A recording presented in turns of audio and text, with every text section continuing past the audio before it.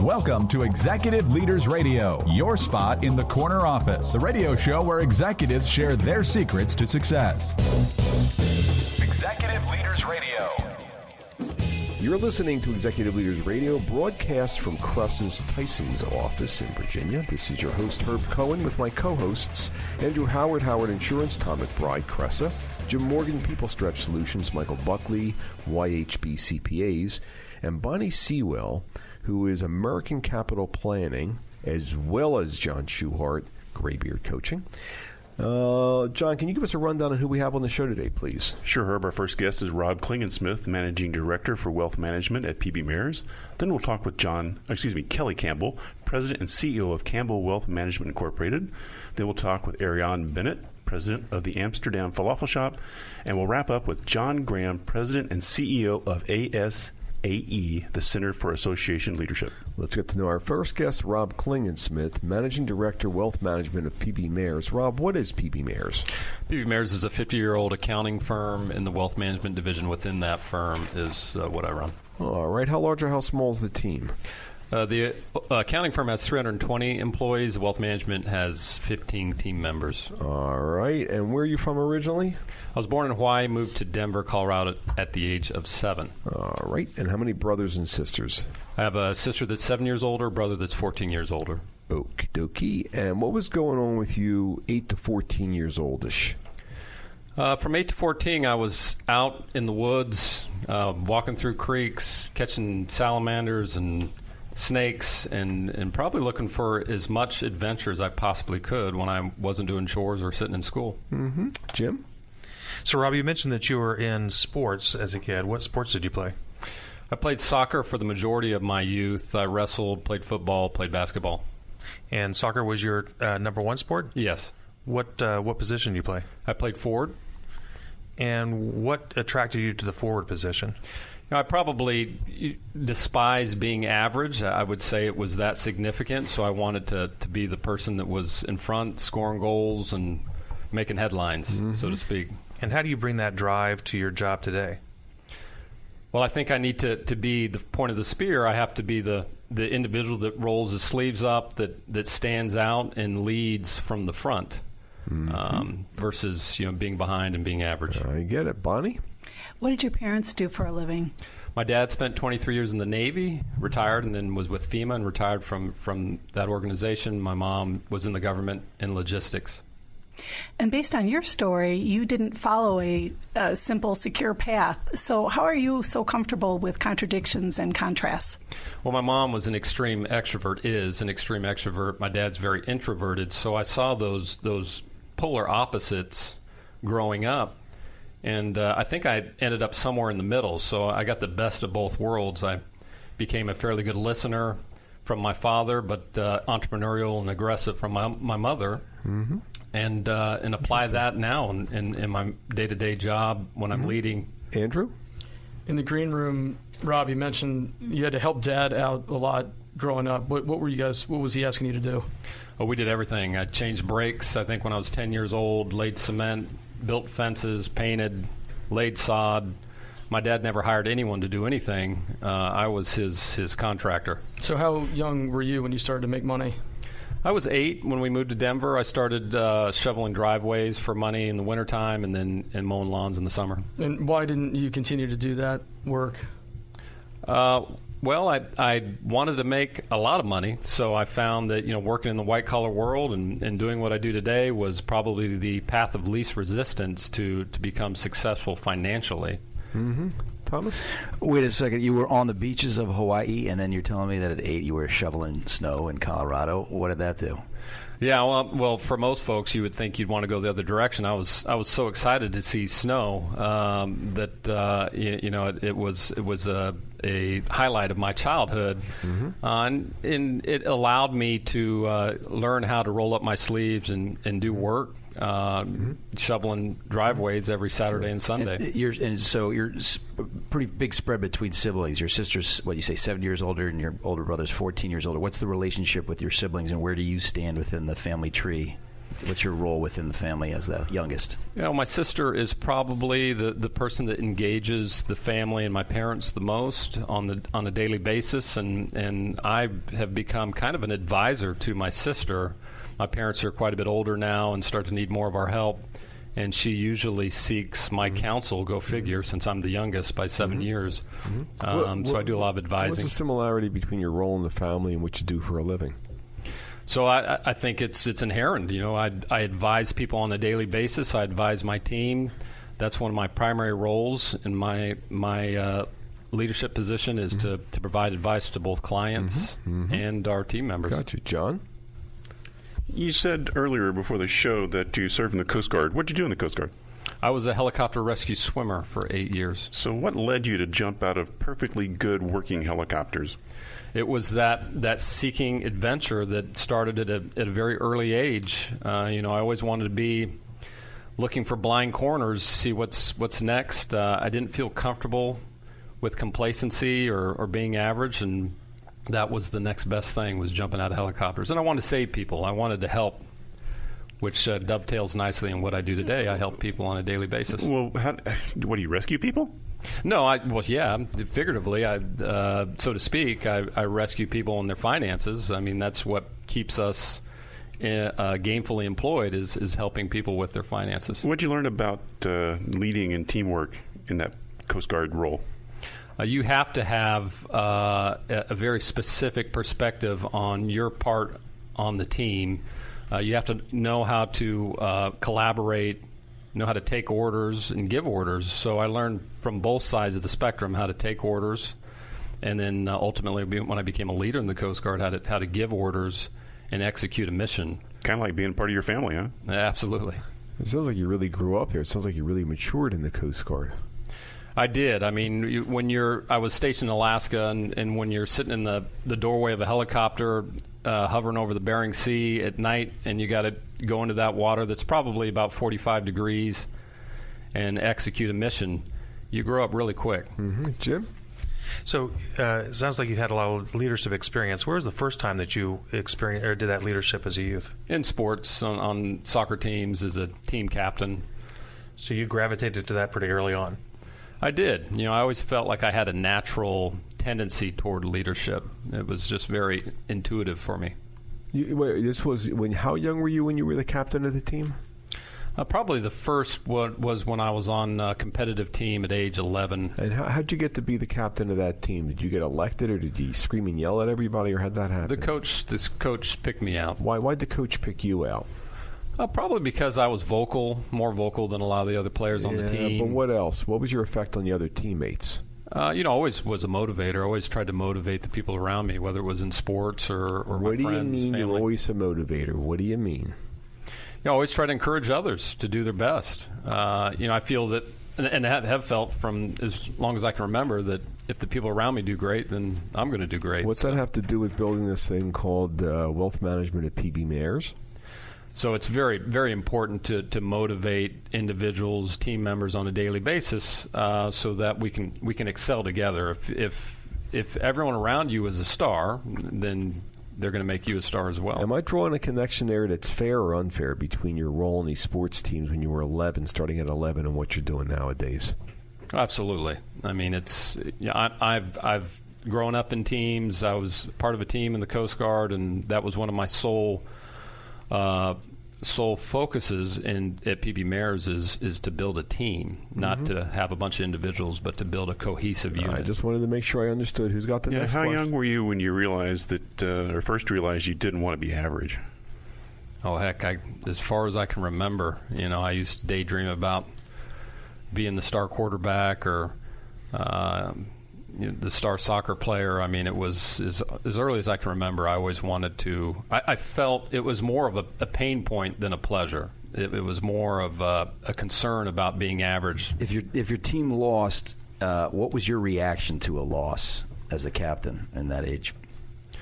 I would say that I didn't go the route of being a poor sport. I as far as I can remember, I was always looking at where we needed to, identifying the gaps and what we needed to to do to win the game. You were back in the next morning early and sort of rehashing it with the team? Oh, I practiced constantly. I mean, if there was something that I wanted to do, I was focused on. That's all I would do. So would the coach have said you were captain because you were the one first in, practicing the hardest, staying late the most? Or were you just naturally just also sort of the most talented? Well, I wouldn't say I was naturally the most talented. I was the most motivated, I would say. Whether that was, how hard I ran in line drills or, diving for balls that maybe other players what wouldn't is dive the for balls. website address of PB Mares? I'm sorry? Website address of PB Mares? pbmares.com. We've been speaking with Rob Klingensmith, Managing Director of Wealth Management at PB Mares here on Executive Leaders Radio. Don't forget to visit our website. It's executiveleadersradio.com. Learn more about our executive leaders. We'll be back in a moment right after this Business Spotlight. Want help building your business with help from this show's CEOs? Our CEOs can help you uncover more opportunities, grow your sales, connect you, help you raise money, all the big issues, because our CEOs have been there and done that. They've succeeded in creating millions of jobs and earning millions of dollars, and some are available to advise you. Now, email mentors@executiveleadersradio.com. That's mentors@executiveleadersradio.com. The same CEOs you've heard on the show for 10 years may be willing to help you build your business, uncover new opportunities, grow your sales, connect you, help you raise money, all the big issues, because our CEOs have been there and done that, succeeding in creating millions of jobs and earning millions of dollars. And some are available to advise you. Now, email mentors@executiveleadersradio.com. That's mentors@executiveleadersradio.com.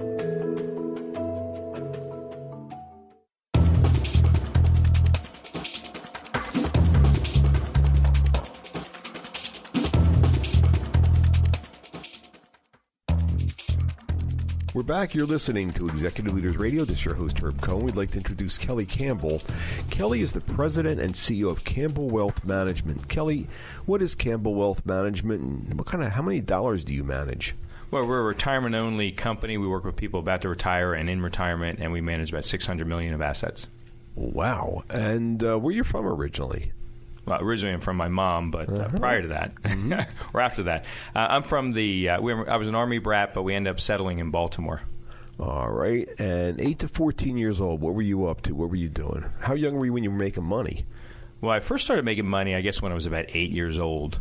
And tell you a quick story. Please. I was one of my first jobs was I was trying to get a gift from my mother for Mother's Day, and so I met with one of my neighbors, or I went to all my neighbors to see if there are any odd jobs.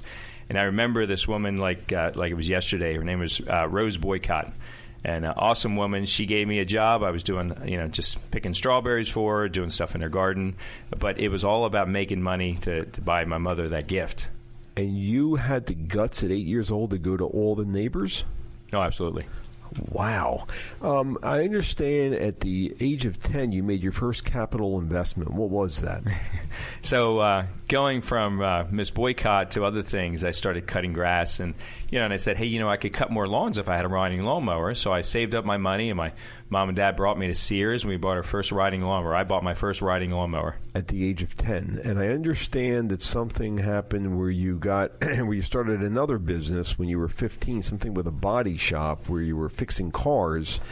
And but I'm trying to figure out how you did school and everything else, including starting a body shop.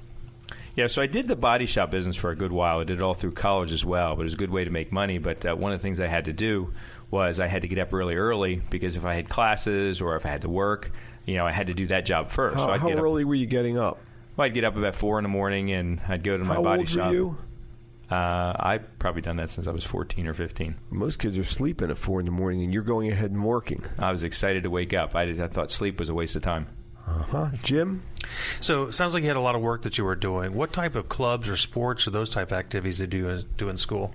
It's funny. I tried to follow my brother's footsteps in track and field, and I did some of that, but I just didn't like it. I love being in good shape, but I really like to work. I like to make money. I like to be entrepreneurial. So I really just I kind of the sports were foregone, and the business was full in front center. So you were really driven to continue to work. So where do you think you got that drive from?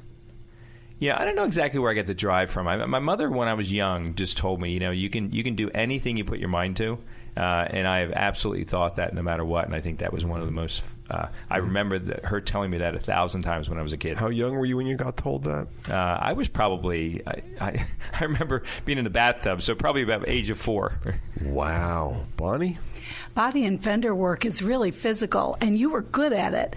But that takes a different kind of mentality. Now you do financial services, helping people. How did you make that switch, or why did you make that switch? Why was it attractive to you? It's funny that my mom would always say, if I would buy something, I bought a pair of boots one time, and I went to like the shoe store where, you shouldn't buy stuff at the shoe store because it was expensive. So she basically said, and this was her line, she said, "Oh, Kelly," and actually she had a German accent, so she always said it in a German accent, "Oh, Kelly, you can buy the same thing at Kmart for $5.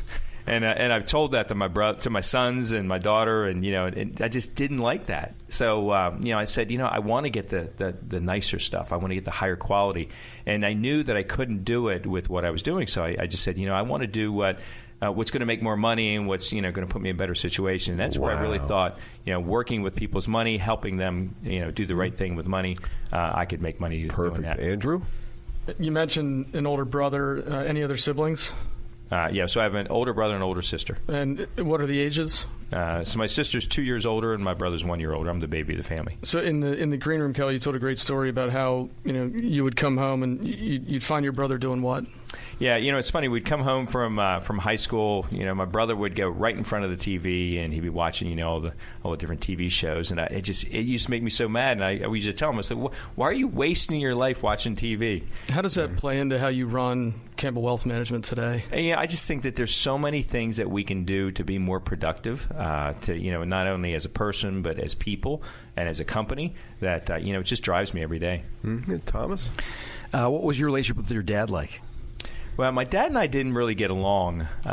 We were just, my mother kept saying we were going to, spun from the same yarn. We were too much alike. But the one thing that really I focus on and I really respect now is he taught me how to fix anything. We bought a house that didn't have windows. We put spiral staircase in. We did plumbing. We did heating. We did sheetrock. We built a shed. We built an addition. He taught me all that. But you would go to him and say, "Hey, Dad, I want to learn about sheetrock," right? At 8? No, I didn't say anything. He said, "I need help with sheetrock. Come over here." Mm-hmm. Michael? So did you have any influencers or older influencers as a child?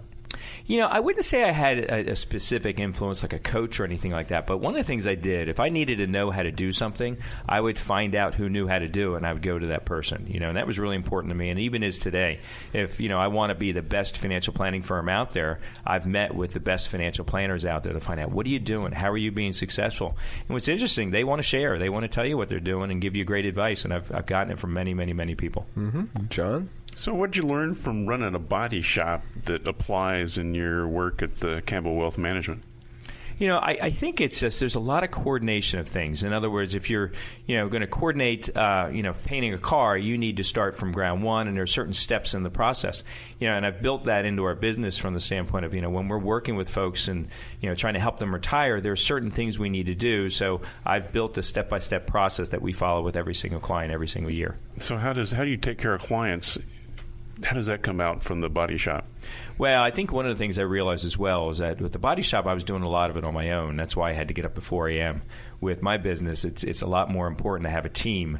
And so we've got a team of 22, and each person has a specific responsibility. They're really good at what they do. As a matter of fact, consulting experts, I found out that, you've got to hire people that are better than you, not just people that are like you. And that's what I focused on. So we've got a great team that know exactly what they're doing. So how young were you when that humility first showed up? I think when I was really little, there's just certain things I didn't know how to do. And, YouTube didn't exist back then. So, what I found was that if I could find, someone that knew something that I didn't, 9 times out of 10, they were willing to share it. And I just go talk to them, find out how to do it. Kelly, you have children, and you probably have a lot more means at your disposal than your parents did, although they were quite hardworking. How do you impart the lessons that you got when you were a child to your kids? I think one of the biggest things I try and tell my kids that, just like my mom told me, anything's possible. And so I'm building a bar in my basement, a bar and wine cellar, and I'm doing a lot of the work myself. Which even though I'm more of a white collar person from the standpoint of what I do, I can still go back to the craft side of things, and I think they really have what they don't help me with, they learn through osmosis. Mm-hmm. Tell me a little bit about consistency. This is sort of a thread that goes through everything you've talked about today. Did you observe this from your parents? Where do you think you picked up on this, or do you think it's innate? That's really interesting. There was one story I can give you when I was a kid that I went to a neighbor, and I'd go from project to project to project. And one neighbor years ago, I was probably about 12 or 13 years old.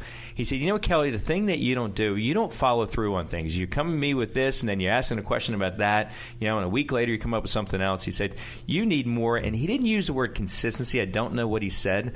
I don't remember that, but that's where consistency came from. When I focus on something now, it's extremely. I'm extremely focused on doing it over and over and over again. Workout, eating right, doing the right thing for clients. It's all about consistency. Huh? How about that? What's the best part of your day?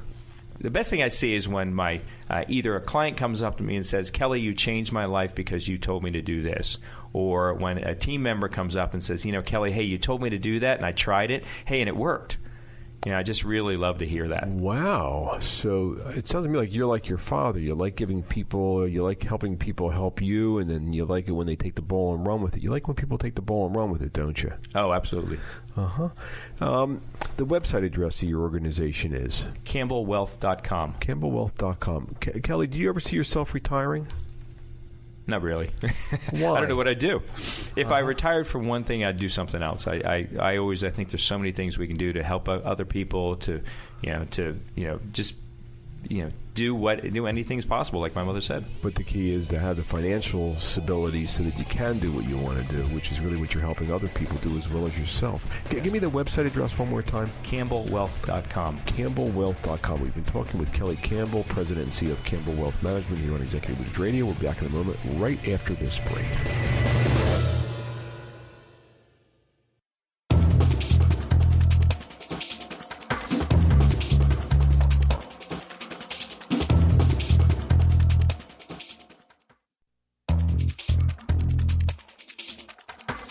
We're back. You're listening to Executive Leaders Radio. This is your host, Herb Cohen. We'd like to introduce Arianne Bennett, president of Amsterdam Falafelshop.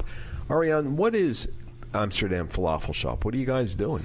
We are a small top-it-yourself falafel restaurant. We specialize in one item, which is falafel, and we allow you to come in and customize it the way you want. And we're a tiny company that made a big impact in this area. Ooh, it sounds delicious. Where are you from originally? Originally New York City, and then we came here when I was 4 to D.C. Uh-huh. And how young were you when you started making money? I was 8. And what were you doing? My brother had just been born, and so I was babysitting. I started a small babysitting company with a good close friend of mine. Wait. You were 8 years old, and you started a babysitting company. Did you start that with a partner? Did you? I did. A fellow gal in the neighborhood, and whenever one couldn't do the job, the other one would. So we'd fill for each other, and it required organizational skills and taking money from folks. So you started a babysitting company when you were 8 years old. Okay, Jim? So, Arianne, what did your parents do? My mom worked for PBS in programming, and my father worked for Booz Allen in Hamilton. Now, you mentioned that those were pretty big jobs. What influence did that have on you? Big influence was that they were not around very often. And the other influence was that they took us to work from time to time, and so we got to see how to do organizational things. We got to raid the supply closets, and I became very devoted to television. So you talked about being kind of a natural organizer. So tell me a little bit more about that. Because I was given access to those types of supplies and equipment, I would create a small office in my bedroom, and I stocked myself up and began to sort of make plans for things. So how does that natural tendency... How young were you when you set up that office in your bedroom? I was 10. 10. Okay, that's normal. Yeah, sure. Okay, you get it. It isn't. So natural organizer, how do you bring that to your job today? So as the entrepreneur that I am in starting this company with my husband, I have gone forth and created all of the management tools, all of the manuals that we've written. I've had to outline how restaurants are opened and what everybody's role is. You're laying the tracks for future generations here, Bonnie. Growing up on Capitol Hill and going to work with Mom and Dad, you shared some stories of literally opening closed doors you probably shouldn't have as a child. Tell us what you learned from that experience. I learned that sometimes you have to go outside the box of what people are allowing you to do. So if you go to visit the Congress building and you want to sort of take the tour, that's one thing. Or you can start opening all those doors or go behind the ropes where you're not supposed to be until they try to really stop you. Andrew? Tell me about your relationship with your brother. You mentioned babysitting him and making a lot of money off of his generation of friends, but tell me about that relationship. Sure. So because I was 8 when he arrived, I largely grew up as a single child, an only child until then, and then we became closer when we were older. And, you know, as adults, we're very close friends, and he has actually worked for me in my organization, because when you start up a business like mine, you never really realize how much help you need. And so the family stepped in, and they all played roles as well. What was the correlation with, you know, this babysitting company, as you described, to your relationship with your team today? You had to learn that you couldn't do things alone, and you had to delegate. You had to have someone to cover you when things went wrong, and you really just had to put together a team where people were comfortable stepping into any role, so that if someone wasn't there, we were able to make it work anyway. Thomas? What does success mean to you? Getting to sort of go onto a new playing field that you haven't been on before. So if we're doing falafel restaurants right now, the next step would be doing frozen falafel food distribution, because that means you've conquered what you were trying to do and you're moving on to the next level. And is that success different than your interpretation of Mom and Dad's version of success? Absolutely. For them, it was a paycheck, and it was making sure they provided for the family. For us, it's taking risks and not falling too hard. Michael? So even as a kid, you had such a passion to be such a risk taker? Mm-hmm. I did. I wasn't fearful of that. I felt empowered, and I felt that if you didn't take risks, you didn't get to see what that next cool thing was that you didn't know about. John? Yeah, what'd your mom do?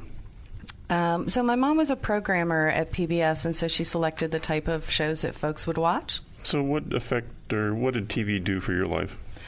I was very comfortable connecting with the families I saw on TV, because my family wasn't really there that much, and I felt a little bit disconnected from them. And so I followed people like Oprah, who, you know, made it clear that women could do anything they wanted to do in the workplace or in life in general, and that was what would lead to happiness, not just doing the formula. So how does what you learned from Oprah show up today at the Amsterdam Falafelshop? We do anything and everything that we can. We try to step outside the box all the time, and nothing is, oh, I can't do that. That's never been an attitude that we've had. So who do you mentor now? Actually, I mentor a lot of people right now. We work with a couple of programs that return people to work in the community who have been sort of on the fringes of society for a while. And we don't just have 3 warnings and you're out. We really follow through with training and helping them to grow and to learn and progress. So what part of you, what passion does that spark in you? I think that, you know, I also have a background in psychology as my major in college, and so the mentoring process allows me to connect with employees and figure out how to best talk to them and work with them to get the best out of them, and I think they find that satisfying too. So how does that help Amsterdam Falafelshop?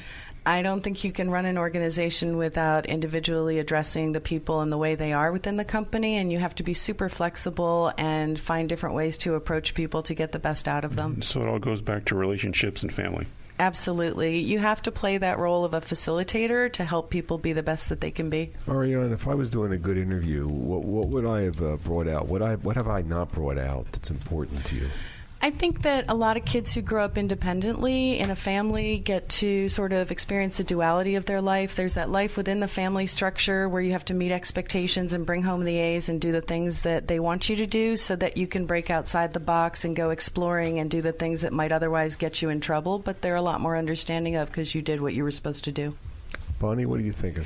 Well, you were a latchkey kid, right? Yes. And you and I know that's a club where it's kind of the keys to the universe, but a lot of people don't think that way about it. How could you share with us what a latchkey kid might have as an advantage that other kids don't? Sure. We have the right to explore. We have a freedom of our parents not being right over us all the time, and so they say hi to you at breakfast, and they put some food in the fridge for lunch, and you come back at dinner or darkness. And I think I see that as a common thread through a lot of the folks that we've talked to today, that there was a freedom to just sort of get out there and try stuff on your own that your parents probably would have blanched at if they knew what you were doing. So you love exploring. Absolutely. We're always on the look for some new adventure and new excitement. I mean, there was not Top It Yourself falafel in the United States before we did it. You just want to kind of be on that curve of bringing new cool things to people that you got to experience in other countries. After falafel, what's the next adventure?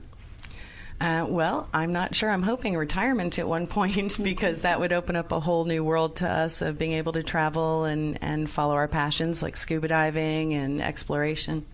So you really are an explorer. I mean, it just happens to be you're also an entrepreneur. Yeah, I think that's actually the roots of being an entrepreneur. You have to explore your ideas and be willing to put them down on paper and commit to them and see if they work. So you do need all of those executive skills and office skills, but you got to have the passion to try something new and the lack of fear to do it. And when you're exploring, are you the organizer? Yes. What do you mean? I sort of lay out a framework for us of directions that we should be exploring or looking into and ask people to bring back their thoughts on that and to sort of do their own research and bring to me the exciting stuff. Wait a minute. That's what you do in business, but what do you do when it comes to traveling? Oh, it's we just go thing, places. Yeah, we go places we haven't gone before, and we set a light structure in place. So your husband sort of goes for the ride, doesn't he? Actually, I think he has pushed me even further in that direction than my parents did. What do you mean? He's the one who says to us, we've never gone down this path before. So he gave us the spark for the Falafelshop, and wow, we should have this in D.C. He's the one who said we should start visiting lots of different islands and exploring not just on top of the island, but underwater. And so I feel like he gives us that spark, and I give us that structure and desire to go forward. Give me that again differently. What do you mean? I think you can't just have a spark of an idea. You have to have the ability to execute also, because you don't always start with a team. Sometimes it's just you, and so you've got to be able to really put that path out, whether it's developing manuals for stuff or a way to do things. You have to throw out a structure that allows you to more safely navigate the exploration. Could you have done this without a partner? Maybe. But you like doing it with a partner. I love doing it with a partner because we bring different strengths to it, and so it's an exciting adventure for us every day. I also think we're extraordinarily lucky because a lot of husband and wife couples don't get to really work together. What's the website address of Amsterdam Falafelshop? It's falafelshop.com. Let me have that again. Falafelshop.com. We've been speaking with Arianne Bennett, president of Amsterdam Falafelshop, here on Executive Leaders Radio. Don't forget to visit our website. It's executiveleadersradio.com. To learn more about our executive leaders, we'll be back in a moment right after this Business Spotlight.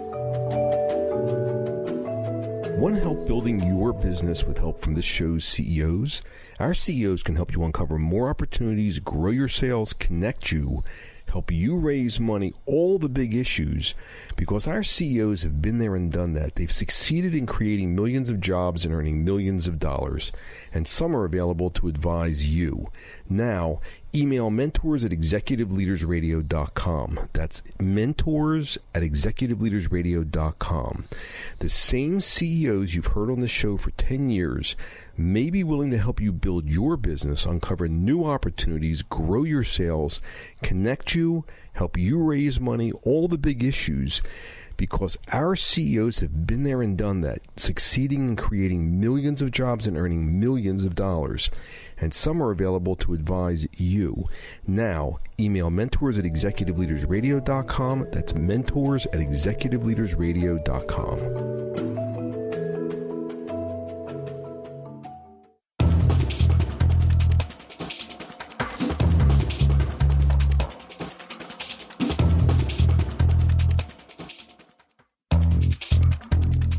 Back, you're listening to Executive Leaders Radio. This is your host, Herb Cohen. We'd like to introduce John Graham, President and CEO of ASAE, the Center for Association Leadership.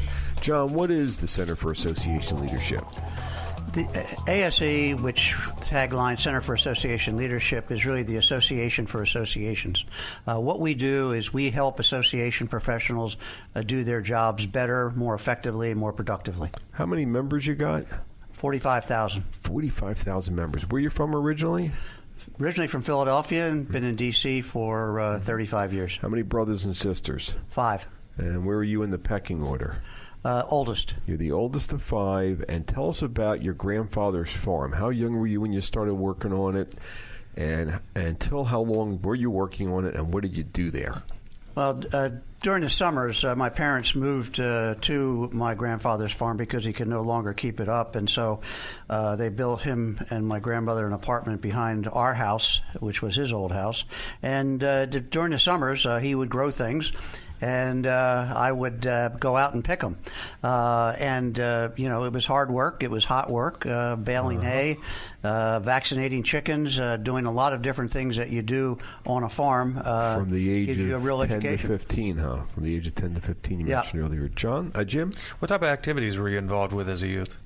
I played some sports in high school, but I would say probably the pivotal thing for me was from 8 to 18, I was in the Boy Scouts.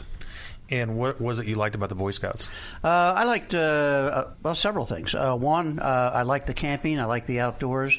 I liked the high adventure. The second thing I liked was being able to give leadership to others, recognize that if you provide the correct kind of leadership, people will follow.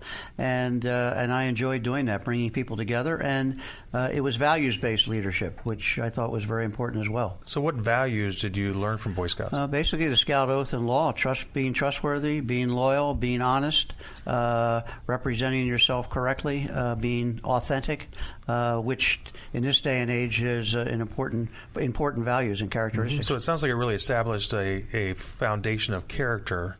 Do you bring that to your work today? Absolutely, I do. I think I have not being boastful, but I think I have a fairly high EQ, and I think I bring that, and I think that was shaped by a lot of the work that I did in the Scouts. Bonnie? Well, Eagle Scout's a really big deal, and it's a lot of work. It certainly seems like it would have been easier to quit. Why didn't you quit?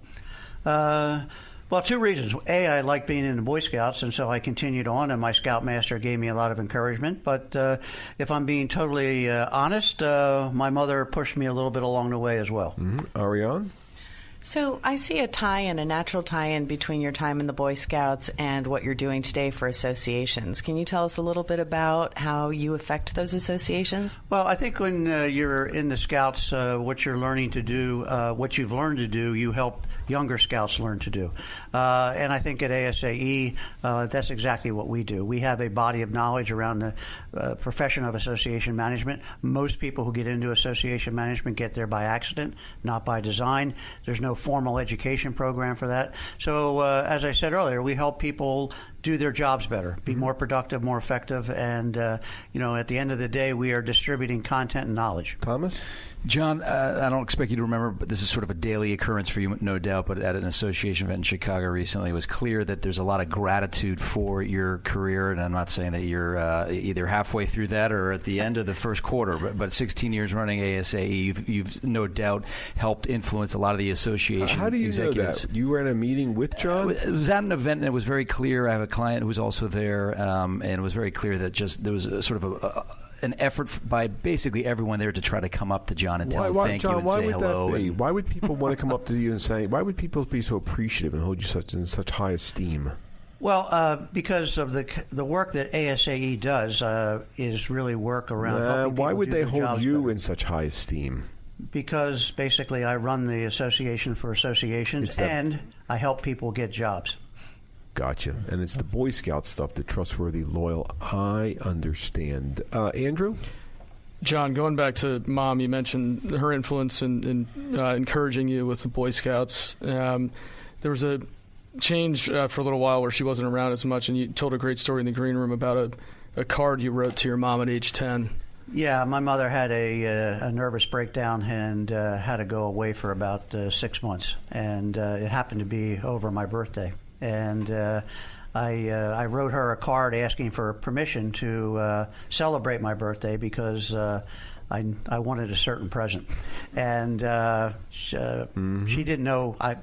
Ultimately, I celebrated my birthday, and she had saved the card and just gave it to me a couple of months ago. Wow. Michael? So was there anyone you looked up to when you were a Scout? Well, clearly, older youth in the troop.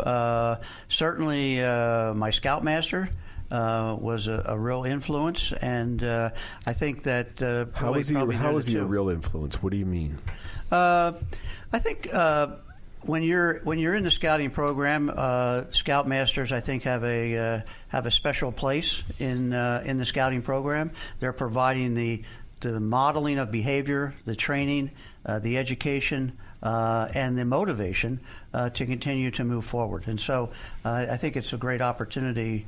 For me, it was a great opportunity to have a role model. John? What's the second word in the Scout law after trustworthy? Loyal. How long were you at ASAE? 16 years. How long at the American Diabetes Association? 25 years, 15 as the national CEO. How long total with the Boy Scouts as a scout and an employee? 16 years. So what does loyalty mean for you?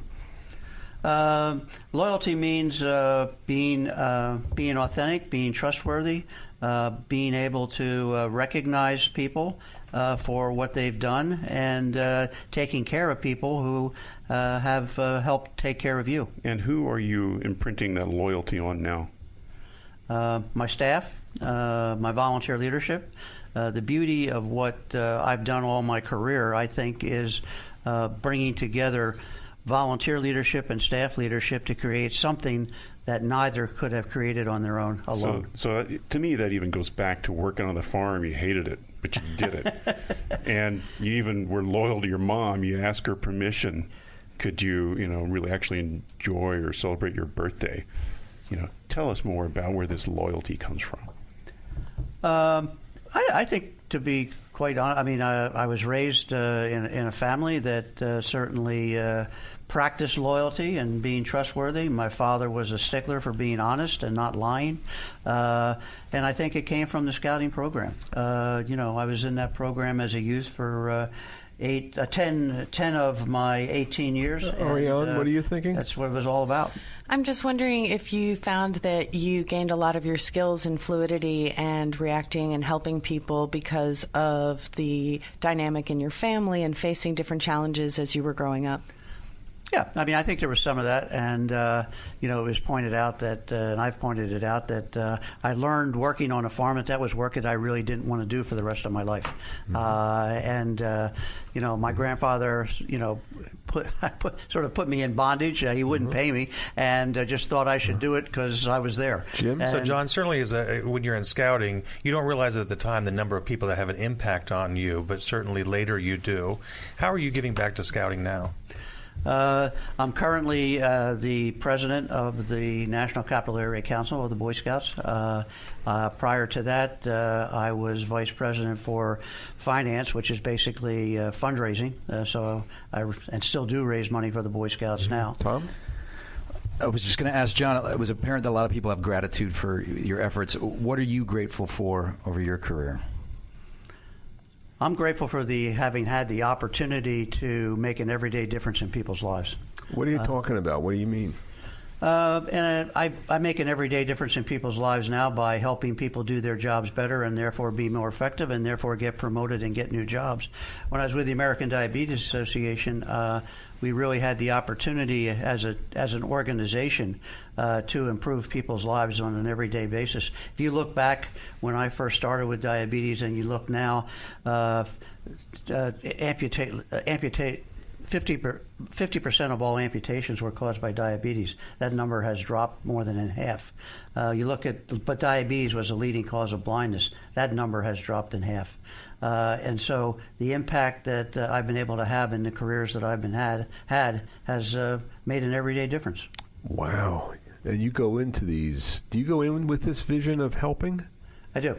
What's the website address of this organization known as the Center for Association Leadership, ASAE? ASAEcenter.org. Let me have that one more time. ASAEcenter.org. We've been speaking with John Graham, President and CEO, ASAE, the Center for Association Leadership, here on Executive Leaders Radio.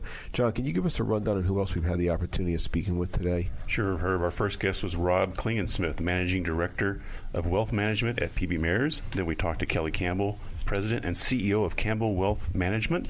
Our third guest was Arianne Bennett, president of the Amsterdam Falafelshop, and we just talked to John Graham, president and CEO of ASAE, the Center for Association Leadership. I'd like to thank my co-hosts, including Andrew Howard, Howard Insurance, Tom McBride, Cressa, Jim Morgan, People Stretch Solutions, Michael Buckley, YHB CPAs, Bonnie Sewell, American Capital Planning, and John Schuhart, Graybeard Coaching, for giving me a hand structuring the questions of providing a listening audience an educational and entertaining show. I'd like to thank our listening audience for listening. Otherwise, we wouldn't have a radio show. Don't forget to visit our website, executiveleadersradio.com, to learn more about our executive leaders. We'll be back next week. Thank you for joining us today. Bye-bye.